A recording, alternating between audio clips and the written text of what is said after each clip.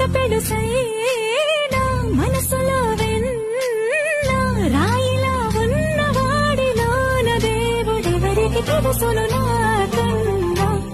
చూసేకి అగ్గిరవ్వ మాదిరే ఉంటాడు